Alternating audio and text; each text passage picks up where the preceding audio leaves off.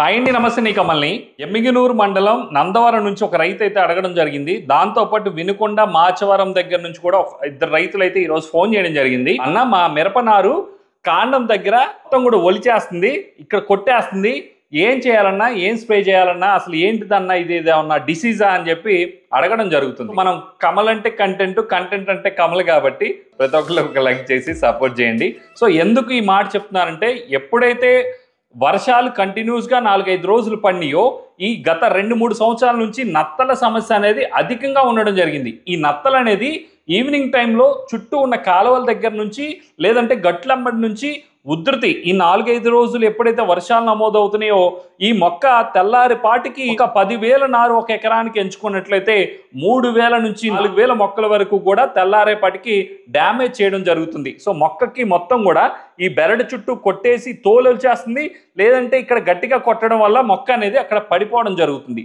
So ఈ సమస్యకి చాలామంది రైతులు అనేక గుర్తించక లేదంటే పొలానికి వెళ్ళకపోవడం వల్ల 2-3 రోజుల తర్వాత గమనించినప్పుడు మొత్తం కూడా నారు మొత్తం కూడా చనిపోయి ఉంటుంది. సో ఈ సమస్యకి మనం 2 రకాలుగా మనం పరిష్కరించవచ్చు. ఒకటి తక్కువ బడ్జెట్, ఒకటి కొంత ఎక్కువ బడ్జెట్. మొదటిగా వచ్చేసరికి మనకి మార్కెట్లో పిఐ కంపెనీ వాళ్ళది స్నేల్ కిల్ అని ఉంటుంది. ఇది ఒక ఎకరానికి 1 కేజీ చొప్పున బలపాలని కొంత నలగొట్టుకొని ఎక్కడైతే ఉదురుతుందో లేదంటే సాలు మార్చి సాలు చల్లుకున్నట్లయితే కనుక ఇవి తిని తెల్లారిపాటికి చనిపోయే అవకాశం ఉంటుంది.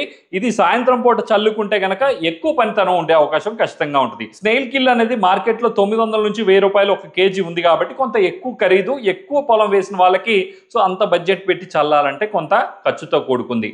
అదే రెండోది అయితే కనుక ఇది తక్కువ ఖర్చుతో అయిపోద్ది. అదే స్టోర్ బియ్యం అనేది ఒక ఎకరానికి 4 నుంచి 5 కేజీల వరకు కూడా 2-3 గంటలు నానబెట్టిన తర్వాత కొంత డ్రై చేయాలి, దాన్ని ఆరబెట్టాలి.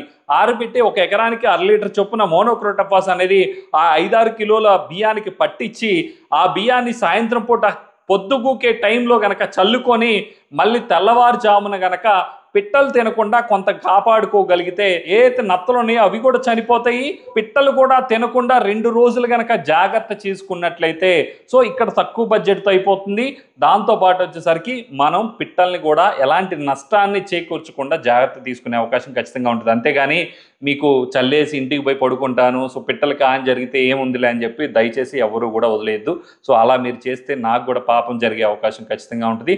దాంతోపాటు సో ఈ సృష్టికి అలా నష్టం జరిగింది, మన వ్యవసాయం కూడా పండే అవకాశం ఖచ్చితంగా ఉండదు. ఈ 2 పద్ధతిలో మొదటి దాన్ని ఎంచుకోండి. సో స్నేల్ కిల్ అనేది వాడుకోవడం మంచిది అనేది నా అభిప్రాయం. లేదు నేను అంత బడ్జెట్ పెట్టలేను, తక్కువలో నేను ఉండగలను, జాగ్రత్త తీసుకోగలను అనుకుంటే కనుక రెండవ దానికి వెళ్ళండి.